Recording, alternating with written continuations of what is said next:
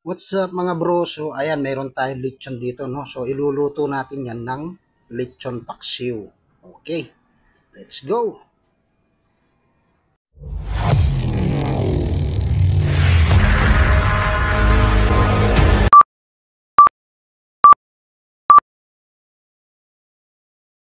So ayan mga bro, at nandito yung ating sibuyas at bawang. So magigisa na tayo at na-chop na rin natin tong ating lechon.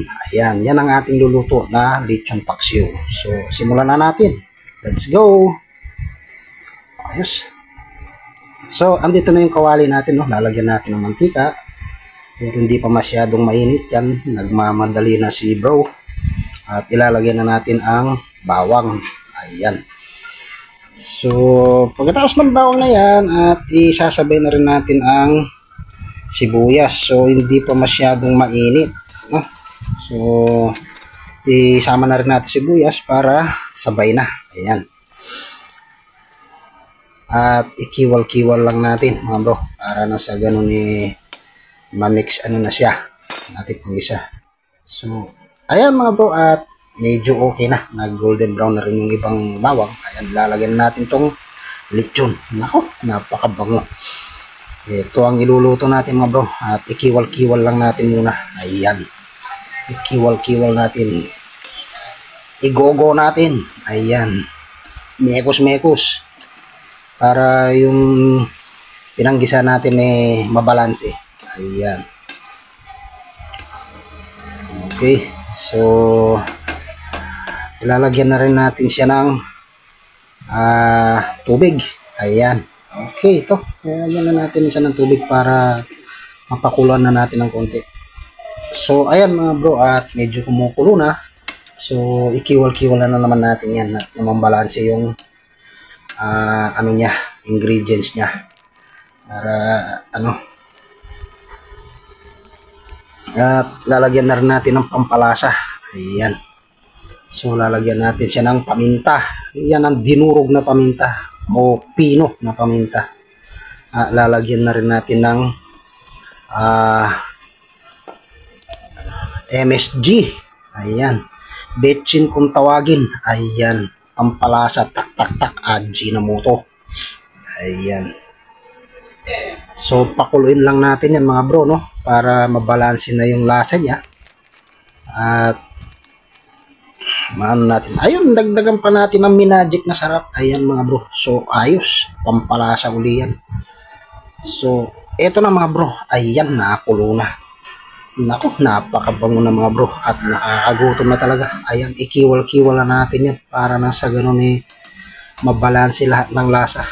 Ayan. Nakakatakam talaga. So ito na yung all around sauce ng ating Mang Tomas. Ayan.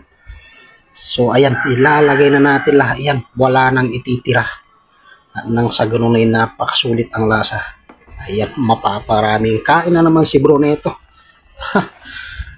Ayun, dagdagan mo pa ng malamig na tubig. Nako, umaapaw sa sarap kung gusto niyang juice o kaya ng mga soda. Ayan, nako. Huling-huli ang sarap. Ayan mga bro. Kiwal-kiwal na natin yan para na sa ganun mabalanse lahat ang ingredients.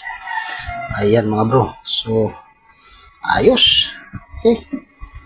So, ito na ang resulta mga bro. At ayan, lalagyan na natin yan ng suka. Kaya nga tinawag na natin nilechon na pinaksiw pa. Ayan, suka na ang ilagay na natin. Ayan.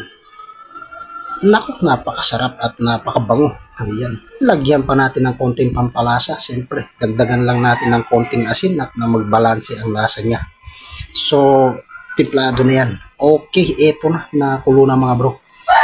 Naku, napakabango. Ubos ang kanin na niluto.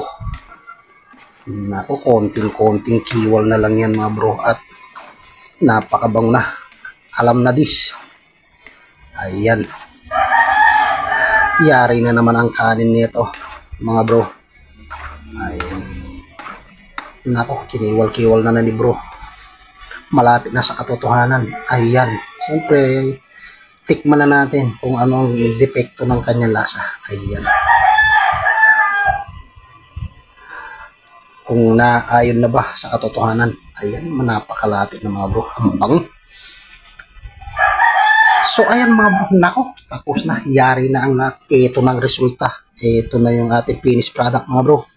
Okay, ayos. Ang bango. Umuusok na naman sa sarap. Ayan mga bro. Okay. Thank you for watching. At God bless po sa ating lahat. Ayan. Kainan na.